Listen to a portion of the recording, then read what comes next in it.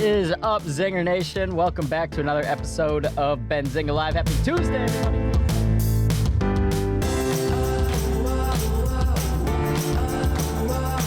All right, Ryan, with a slightly different background today, but we got you back from I'm back in Geneva. In Geneva. So that's from California. Yeah, California was Geneva, a whirlwind. Where in the world is Ryan Pannell? From California to Geneva. Well, it's good to have you back, Ryan. Overall, how was the conference? What's new? It was great. Future Proof is an awesome event. It's only its second year, and it's just a monster. I mean, it is the world's largest wealth conference. So you have all of the top advisors, you have all the top derivatives manufacturers, you have the top RIAs all in one place. It's out on the beach. I think they had 10,000 one-on-one meetings in the course of 2 days. I know we had, I don't know how many we had, 60, something like that. And it's just when you're in these one-on-one sessions, the tents that they're in just ramp up like a bunch of jet engines. So there's that. I was fortunate enough to be asked to headline a panel on the Tuesday on breaking barriers in asset management. So sharing the stage with Jennifer from Engine Number One, Jennifer Grancio, and Bob Elliott from Unlimited, and of course Hamilton from JP Morgan. And Sean Aloka from ETF.com was the moderator, who did an awesome job. And it was nice just to be able to answer some questions on, my part obviously was on the AI component in terms of breaking barriers. So it was a good group, good panel, awesome event. It was nice to connect with some of your team members too. Renato and Scott were fantastic to talk to. Renato was fantastic to talk to, and Scott, of course, was like our identifiable pylon because he's like 7 feet tall, and you can see him anywhere in the conference. So pretty decent. That's awesome. I'm glad you guys had a good time, Ryan. So let's talk about a few. I want to hear about some of the things you discussed during this panel and how kind of AI and especially, actively managing funds with AI, how that plays into breaking these barriers in asset management. Yeah, it was an interesting group to talk to because, when it comes to talking to your viewers here, most people, I think, who are watching this program or engaged with Benzinga are largely active traders. They're into self-directing their portfolio. They're very, very hands-on, often dynamic in terms of the portfolio management, even if they're position traders. And on the other side of that are the large registered investment advisors, right, which have billions of dollars under management, and they're looking for a safe haven for their investors' capital. And so where in a group like this, forum like Benzinga, I think people are looking for, how AI can generate alpha for them. Like where can I use this to optimize my performance, my workflow, et cetera? The other side of that is, this, $9 trillion of AUM out there on the RIA side that's like, okay, I recognize that it might be powerful, but I'm really worried about how it could ruin everything. So you're sort of, for me, it was nice to talk to a different group and address some of those concerns. And, whether you are a retail trader, whether you're an RIA managing, $9 billion or $30 billion, a lot of them have the same questions, like the same questions I've had here before, which is, around the guardrails that we have in place with the AI. How do I know that it's not just going to blow up with all of my money? It's just going to ride a bus off a cliff. Or understanding that, like, crazy as it is for me to say, I said it on the stage, I'll say it here, crazy it is for me to say, the reason that none of us can share our model outputs with interested investors is the regulators literally prevent us from doing it. Like, it's not about secret sauce or we don't want to, or, we don't really share that information. Hell no, we are dying to share it. And the SEC and FINRA say, can't share it because they, at this present point in time, they can't tell the difference between a quantitative back test, which historically, they've prevented dissemination of because they're hugely unreliable and generally misleading, and a mathematically validated AI model, which then executes in real time on model afterwards. So wouldn't you want to be able to share that with the investors so that they can properly position size, better evaluate your product, get some comfort if you're not awful? Like there are all these valid reasons for sharing this, but we're not there on the regulatory side. So when people come up, when I do these live casts and they say, well, where can we find more information and how can we get some of your model results? And you tell them like we're legally not allowed to, it just blows their mind. It's like, how's that helpful? Well, that's a good question. So, you hope, send a letter to the SEC folks, send a letter to FINRA. Please ask them to let us share our model results with you so you can make better informed decisions and evaluate our products clearer. That was a huge part of the conference. Yeah, that makes a lot of sense. I mean, it doesn't make a lot of sense that those regulations would be in place. It makes a lot of sense why you would want, to be able to do that. Ryan, I know recently Kaiju just rolled out some of the first refinements to the DIP ETF's algorithm. Can you tell us what those were? Are you guys working on those refinements? Are you all the time on your strategies? Yeah, absolutely. I mean, as you know, we have a number of different AI curated and directed strategies. Most of them operate on our private fund side. DIP is our flagship ETF, shortly to be followed by other products that we've created. And our teams are constantly refining the strategies. Like we get to a point where they substantially do what we want them to do with an acceptable risk envelope, and they're stable, and we have multiple layers of security and redundancy, and we push them out to investors or to the broader markets. But that doesn't mean we just sort of let it run and it's like, well, yeah, that's doing fine. We're constantly looking at refinements that we can make. Some of that is not directed by the AI, but highlighted. As you know, with the machine learning that's applied to our strategies, the system has the ability to alter its code over time. Not completely, but it will weight criteria that it examines differently over time if it finds that the original criteria it was examining maybe isn't as indicative of positive outcomes that it thought it was, and it'll weight something else. So when that starts to happen, we examine the potential reasons why it's doing that.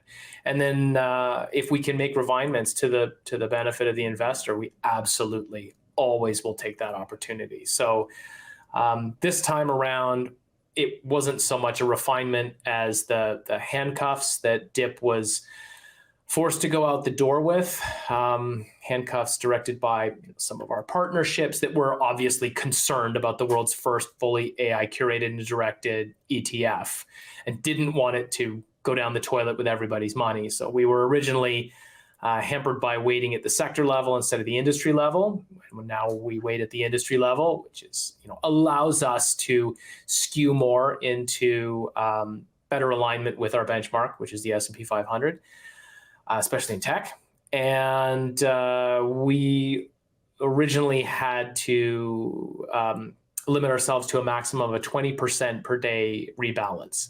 And like that may already seem crazy. It might have 20% per day, like that's huge turnover. It's over 100% a week. Yeah, and that's to the benefit of the AI, right? Like these types of short-term trading systems we find have high probabilities of success, depend on the ability to be agile.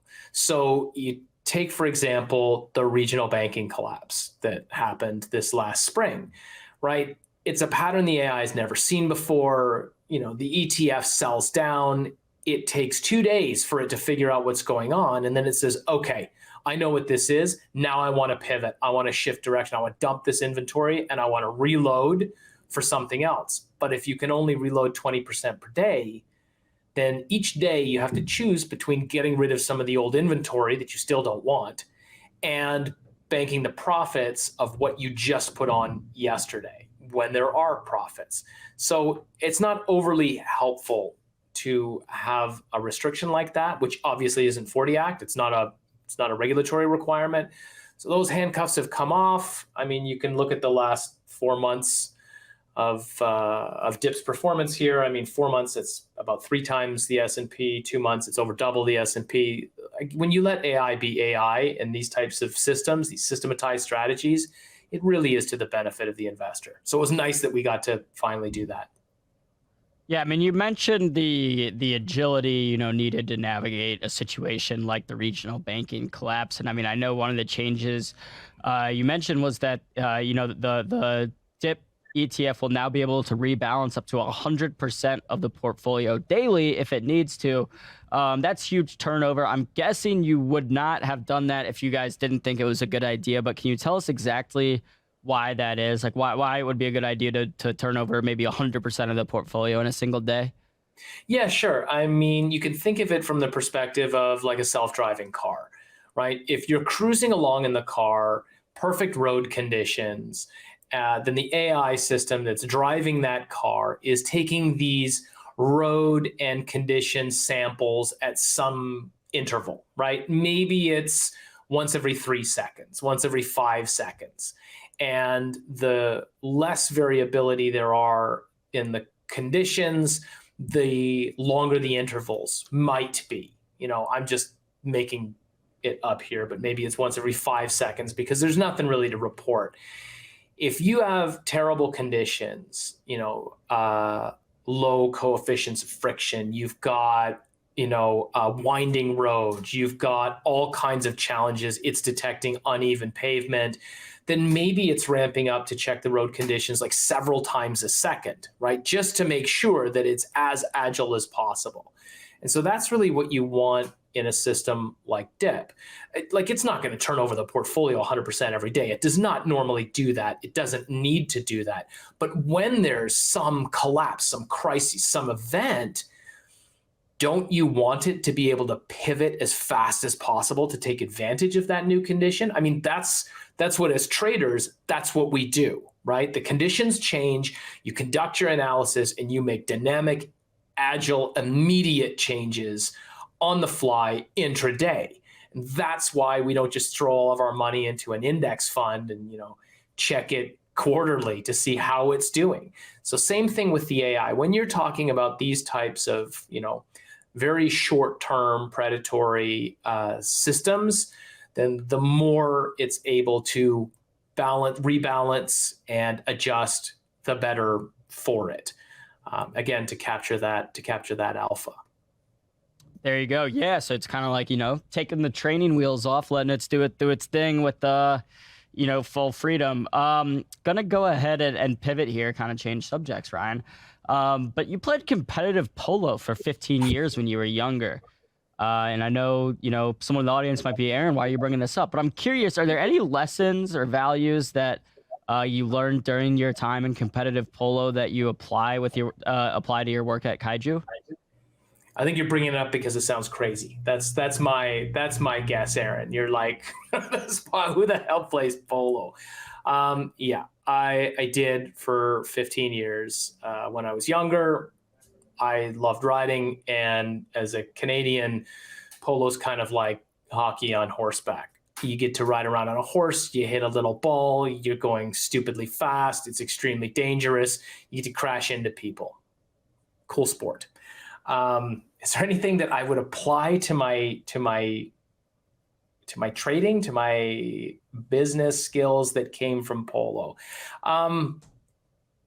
That's a good question. It's tough. I would say, yeah, the collaborative aspect, right? I mean, like I show up on these shows and I'm this talking head and I'm representing Kaiju, but there's a deep bench of talent at this shop.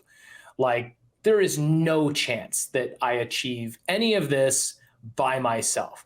I have a foundationally important role here, no question, but it's a handoff. I come up with the strategies, I teach it to the AI team, the AI team teaches it to the machine. Once we've collectively refined it over, hundreds to thousands of iterations, the dev team brings it into like actual functionality, like takes it from the whiteboard and makes it an interactive tool you can use. Our traders, are constantly giving feedback on market mechanics. Like, polo, you need the freaking horse. You're just a backpack, basically, right? The horse is the athlete. Yeah, fine. You got to hit this ball the size of an orange made out of compressed plastic going 50 miles an hour while some insane other person is trying to knock your head off at the same time, and you run the risk of severe injury. But there's no way you're succeeding unless you and the horse are completely in sync. You're working together to achieve this goal. For me, that was the most satisfying part of that sport, is knowing that you had this moment, right? The horse doesn't freaking speak English. You don't have a telepathic bond, but you would have these moments where the horse would understand what you wanted to accomplish and would make the changes necessary in the moment at speed to get that done. And that is, a company working at peak efficiency. It's fantastic to see from the intern on up, somebody come to work, bring their A game, and deliver an idea, a change, a refinement that you didn't have. And the collaborative environment just absorb that and make it a reality. It's pretty cool to see. I hope everyone gets to experience that at some point. Yeah, that's really interesting. I've honestly never even really thought about polo or like playing polo. Why would you? Yeah, exactly. That aspect of kind of just needing to be very reactive and reacting like in real time to what's going, because you don't have, I guess, full control again, like you said, of what the horse might be doing at all times, but you can guide it. You do what you can and working with your teammates. So I don't know if I ever get an opportunity to play polo, maybe I'll have to check it out, Ryan. Give it a shot. Fair warning, it's hugely addictive. Okay. There's a reason I don't play it anymore. Yeah. So for our Kaiju kicker this week, Ryan, I thought it'd be interesting to talk about material non-public information, otherwise known as insider trading. This is something that, you hear about a lot in Wall Street movies and shows and whatnot, but like, how often does this actually come up in the professional finance world?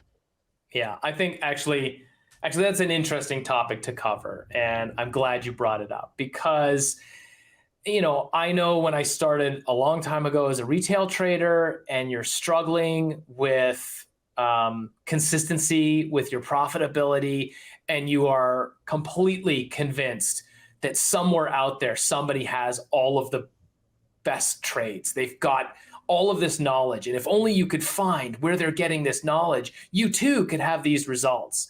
And you think it's information. The saddest example is, anyone on a Yahoo Finance thread that's saying, anyone have any good stocks to trade today, right? That's your first indication that you probably shouldn't be trading. But the short answer is, like, this is just 99% a myth. Like, it makes for really good television. It makes for good movies because it's freaking illegal, right? So, and it can be profitable. But the reason that it's a myth is our whole world is return on risk. That's all we basically do is risk management, right? And it's the worst return on risk. Like, think about if you're watching this and I gave you a tip of something that's going to go up 20% tomorrow. But if you trade it, you will not only lose your license to trade, like, you will never trade again for the rest of your life. You will be fined up to or in excess of whatever the hell you made. And then you will probably go to jail. Like, who takes that bet? It's a terrible bet.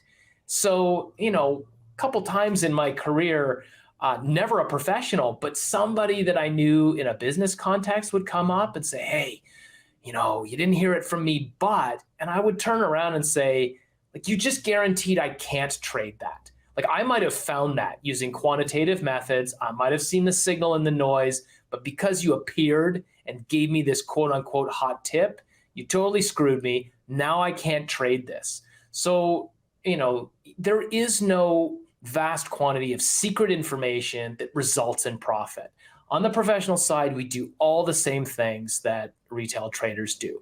If we're quantitative in TAC, we look at signal in noise. That's what we're looking for. We're looking for markers that precede predictable movements in price.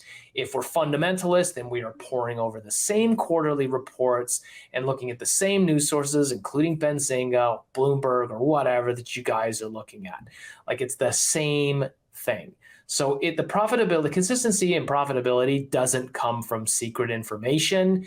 It comes from discipline and having a trading system that you follow religiously. And while I hate to say it, that's really the difference maker in retail versus professional, is that, and I was the same way. When I was a retail trader, I bounced around strategies and methods, and maybe I'll try this, and no, that didn't work, I'll go over here. At the end of the year, how do you have any sense of your consistency? So long story short, no. Material non-public information, or what we call the dirty edge, is great on TV, looks cool on Wall Street or Billions or whatever, but there's you would never be able to operate like that.